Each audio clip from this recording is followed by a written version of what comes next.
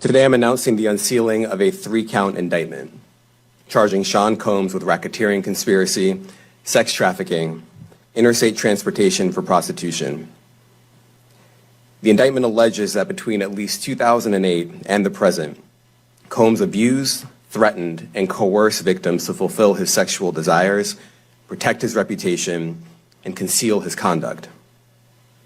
As alleged in the indictment, to carry out this conduct, Sean Combs led and participated in a racketeering conspiracy that used the business empire he controlled to carry out criminal activity, including sex trafficking, forced labor, kidnapping, arson, bribery, and the obstruction of justice.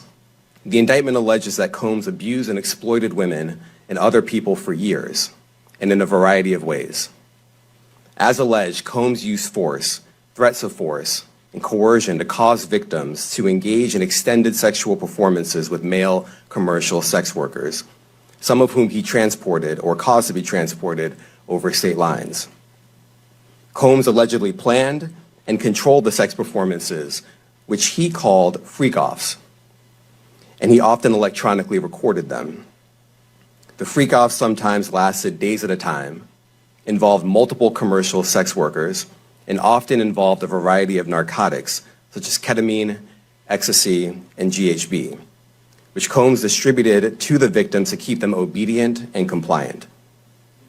As alleged, when Combs didn't get his way, he was violent, and he subjected victims to physical, emotional, and verbal abuse so that they would participate in the freak-offs, and that Combs hit, kicked, threw objects at, and dragged victims, at times by their hair.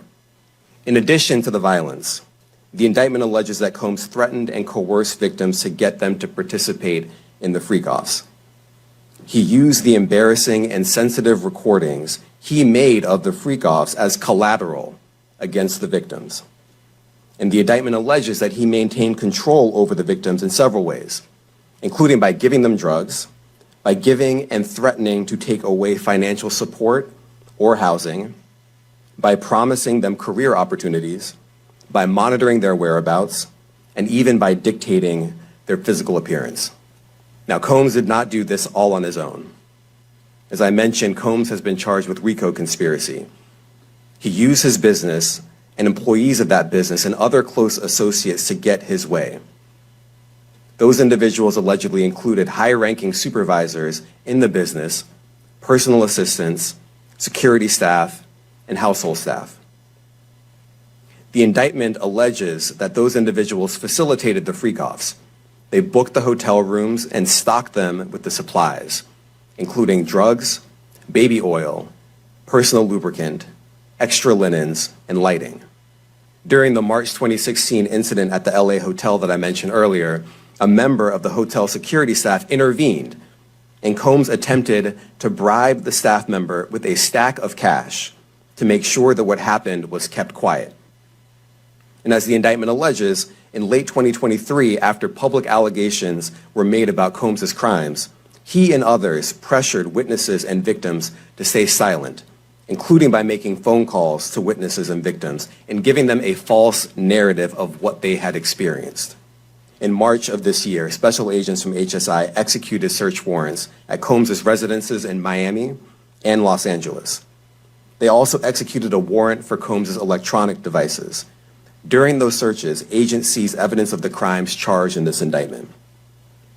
They seized firearms and ammunition, including 3 defaced AR-15s and a large capacity drum magazine. They also seized evidence of the freak-offs, electronic devices that contain images and videos of the freak-offs with multiple victims.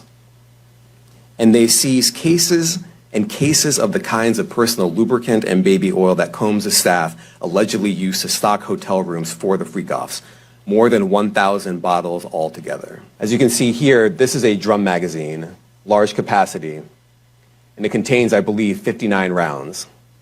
I mentioned as well, we recovered 3 AR-15s. This is a close-up shot of one of the AR-15s, and you can see right here, the serial number has been thoroughly defaced.